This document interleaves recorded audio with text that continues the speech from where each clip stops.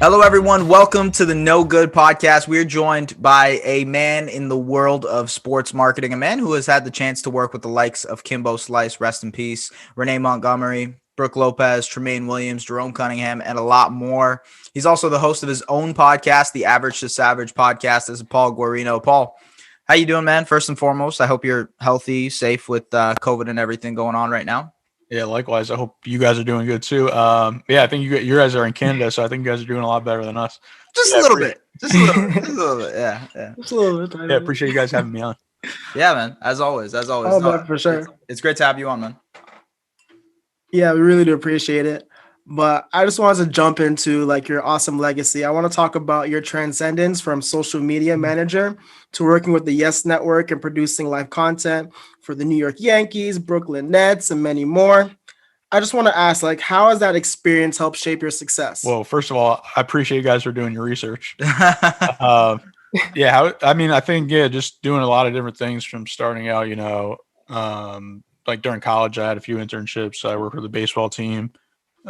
Started PG Sports then too, like in 2011. So there's a lot of different experiences. I think that's what I think the experiences you do is what makes you who you are, and that's how you like learn. Like even stuff that I know how to do, but I don't necessarily remember how I learned them, and it's through experiences that I did learn them. Awesome. Yeah.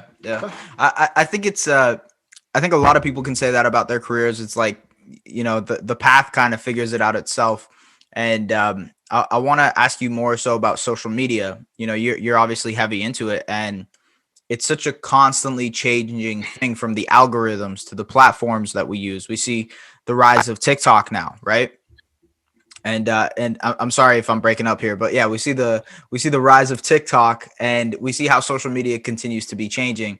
For a guy like yourself that's so heavily involved in social media, what is it, or what do you do to kind of keep yourself ahead of the game?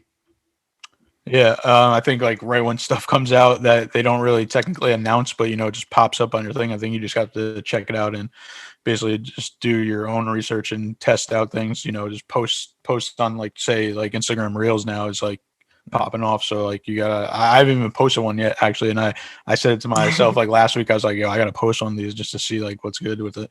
And like TikTok too. It's like funny because like me and my friends are always like trying to think like, yo, what's the next like big social media platform going to be? And now it's TikTok. Do you think you could predict right now what's after TikTok?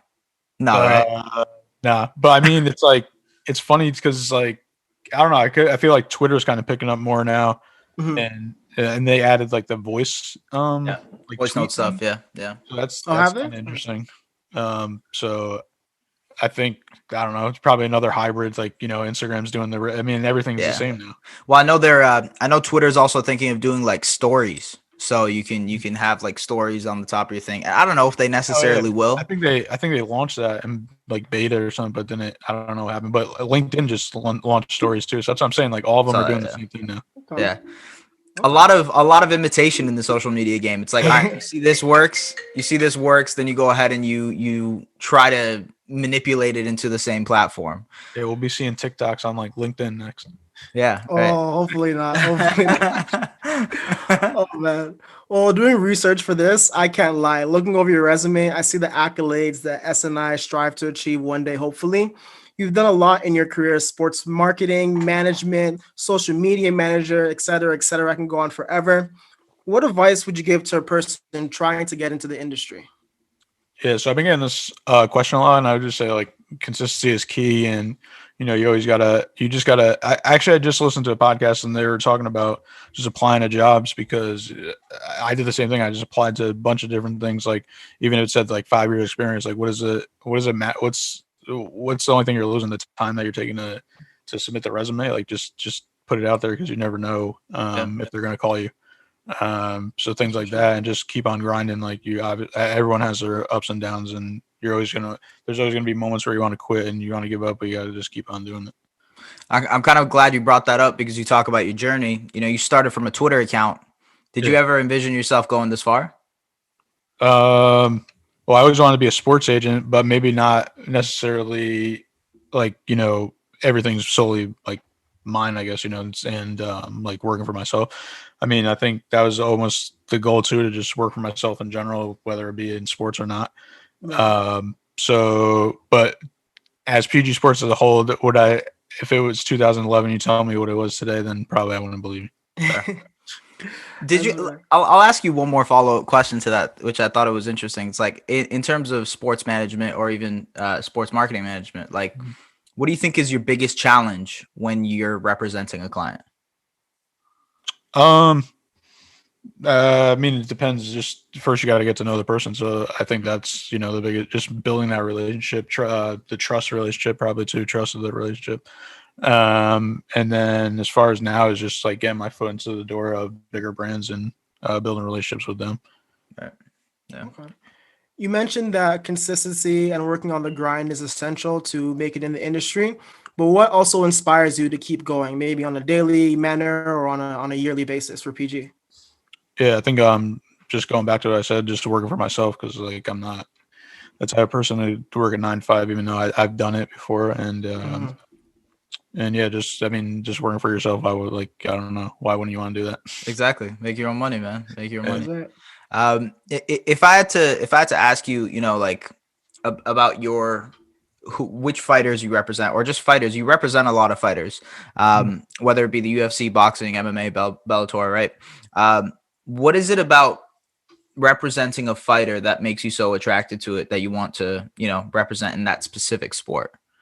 Because I noticed you represent a good amount of them. Yeah, I think that kind of just fell into. I just got into boxing, and that once again, that wasn't really like a goal or anything. It just happened, and I think it's good because it's like a niche sport, and then I think that's how I got into the like WNBA too, because that's like another niche that not a lot of people are recognizing it. Now they are, and getting women more involved in sports. So I think that's just a thing. But yeah, the boxing thing is just, once you work with one person, then they say somebody else and somebody else. Just like, for example, like Kimbo Slice Jr., the son of Kimbo Slice that I work with, he was just training with one of the guys that I knew, and he actually trained in Connecticut, but I didn't even know. This is like before I was into it. And then we just been talking ever since then and working with him. I think we officially signed the deal right before the pandemic, got him a deal like instantly pretty much for his fight. And then his fight was actually in Connecticut. It was at Mohegan Sun. Wow. And I told him I remember it was on a Monday, and I was like, yo, you think your fight's getting canceled? And he was like, no, what do you mean? And I was like, you didn't hear about like this coronavirus? He was like, nah. And then, because that was, I think, I don't even know what the date. It was the week of the March 11th, so it must have been like maybe like the 9th or the 8th. Like so when the NBA shut down, and it was like right before that. And then I remember the NBA because it was like a Wednesday, I think. And then so his fight was, I think, Friday or Saturday, and they actually had the weigh-ins, so they were supposed to fight, and the whole event got canceled. Wow. Yeah. I'll ask you this as a follow up too. Like, is there one sport where you're just dying to get into and represent? Because I know you host a soccer podcast as well. I'd say I want to work with NBA active players. I work with one that was a former Jeff Adrian. So yeah, that's like one of my goals to get into, and baseball, because baseball's actually was my favorite sport growing up, and that's why it's kind of funny that I really haven't worked with many MLB players. And I just saw a stat on Twitter that I'm going to start using, because I think it was like there's 700 something active players, on the active roster, and only 189 had social media paid deals. Wow. So that's like, a small percentage. Holy crap. That's an insane amount. That's a wild stat. And I'm like, okay, there's some work to be done. Then but then it's like, they make so much money. Like, do they care about it? Yeah, right. But like, don't they know that that's like a whole nother revenue stream that they can tap into? You know what I mean? Yeah, I think it's just because they got guaranteed contracts are chilling, and like NBA is like different just because like they're like more global, I think. Yeah, for sure. Yeah. Okay. I just want to ask you, so like what's next in store for PG Sports? Like, what is 2021 looking like? I think just building up clients, just trying to get an NBA client, trying to get an MLB client.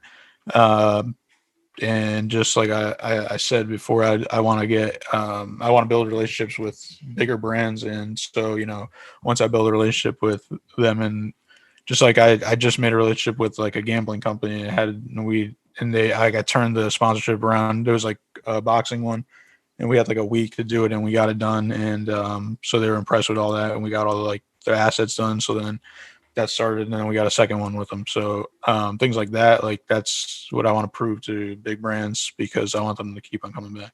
No, yeah, sure. that's dope, man. That's dope. I'll jump into the quick hitters in a sec. I guess the last thing I want to say is like, in general, what is something that you wish you knew 5-10 years ago that you know now?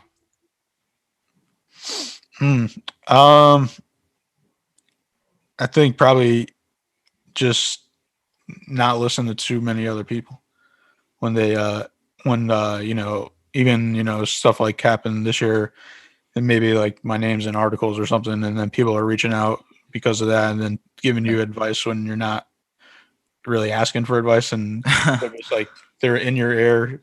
It's just chatting, Right? Like you gotta if you're asking for it, that's totally different. If I ask somebody for advice, but if they're just like chiming in now, years later, that's not helping anybody. Fair. Okay. So silence the people. I got you.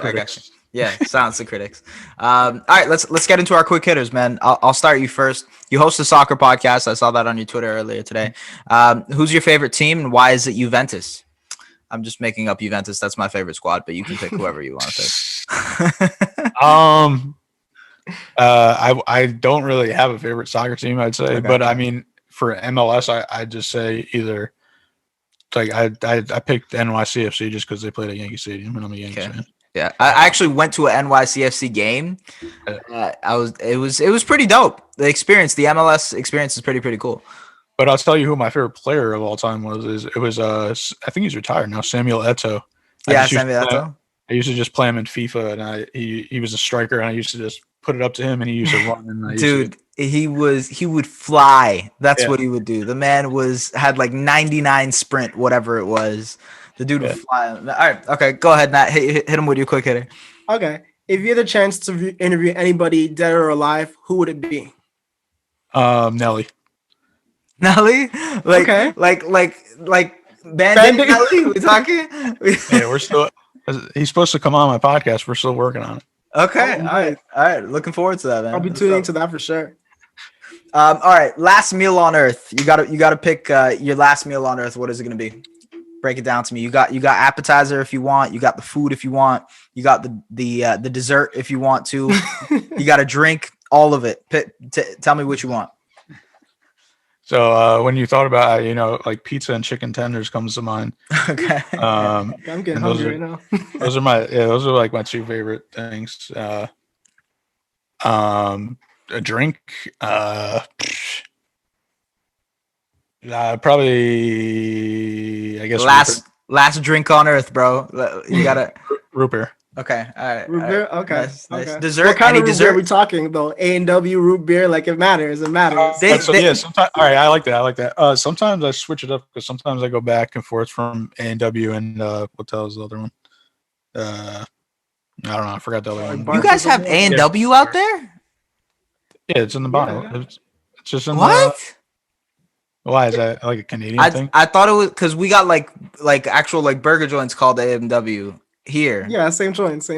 But they don't. Do they? You guys have burger joints called A&W? Yes. I know what you're talking about. But yes, there are. Yeah, there are. I've been to one before, but those are they're limited. There are some around. I don't know if there's any in Connecticut, but I think there's some in maybe New Jersey. Oh, okay. All right, cool. I mean, I didn't want to get into a whole burger combo, but like, yeah, whatever. Awesome. Do you think you'd be able to describe yourself in one word?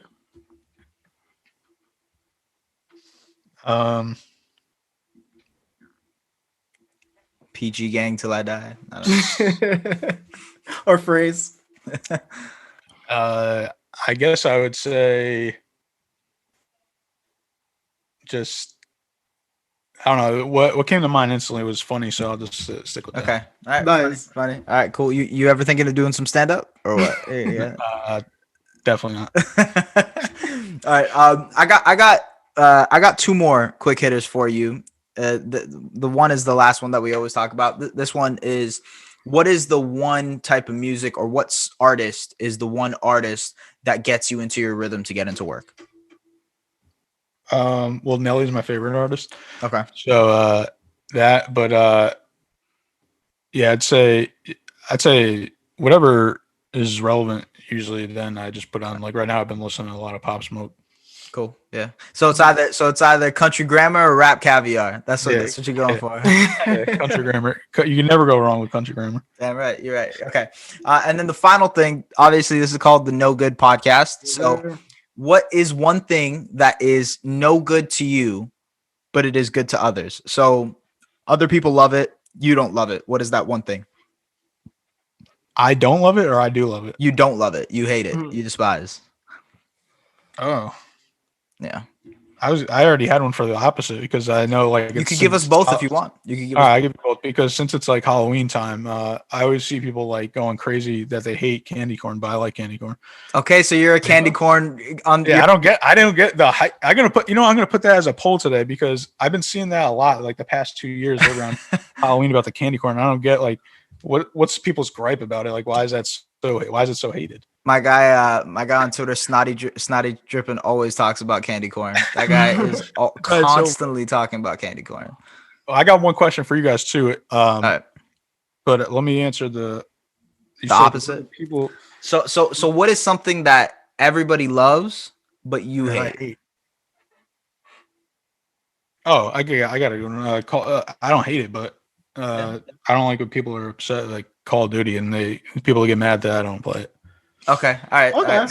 Yeah, that's fair. That's fair. My days are behind me too. Call of Duty. I feel that. Okay. Bro, you don't play? Yeah, like, yeah. I'm like, all right, like, I'll play it, but I don't love it. Yeah. Right. Yeah. I got you. My question was, because of the candy corn thing, it reminded me of like the question I was asking when I was doing Instagram lives a lot was, do you put cereal, or do you put milk in your cereal first, or you put the... Listen, this is a battle we've had before. Man. Me and him get into fights over this, okay? Because we've lived with each other. So because he likes to warm up his milk, he'll put the milk in. And he's like a 5-year-old, bro. He's like a 5-year-old. Like a 5-year-old. Get out of here. Okay. What do you mean? I like warm milk as well too. Man. Cinnamon Toast Crunch and warm milk. Come on. Captain Crunch and warm milk. Come on. I'm looking forward to it being cold though. That's what I'm saying. But I'm gonna have to try the warm milk though. I might try it. Let me know. Let me know. It's good though. Anyways, you put the milk in first, or you put the cereal in first? I'm putting it in the cereal first. Man, what about you, Nat? What are you doing? Warm milk for me, man. It has to be warm milk first. Milk first. Warm it up in the microwave, add as much cereal, and repeat the process. Or you can use a stove as well too. You know, put the milk in the pot on the stove, heat it up. Wow, you old-fashioned, bro. That's crazy. That's crazy. So, what about you, man?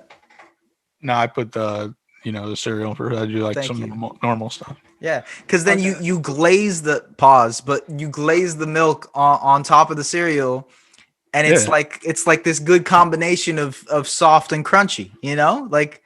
Hey, Nathan changed it up with heating up the warm milk, and then put it on the stove too. Or old school, I don't know. Gotta freestyle, man. You gotta try it out, bro. You gotta try it. Oh man, Paul Guarino, we really thank you for taking time out of your busy schedule to come sit down here with us at the No Good Podcast. Yeah, I appreciate you guys having me. Yeah, man. Anything you want to plug? Let us know about before we head out. Yeah, if you guys want to check me out and just at PG Sports. I always say in interviews too, if you guys want to shoot me an email, it's just paul@pg-sports.com. Cool. Awesome. Ladies and gentlemen, you heard it here first. Thank you again for taking time to come and sit down here at the No Good Podcast. Until next time, Mr. Boris from the No Good Podcast. We'll see you guys soon.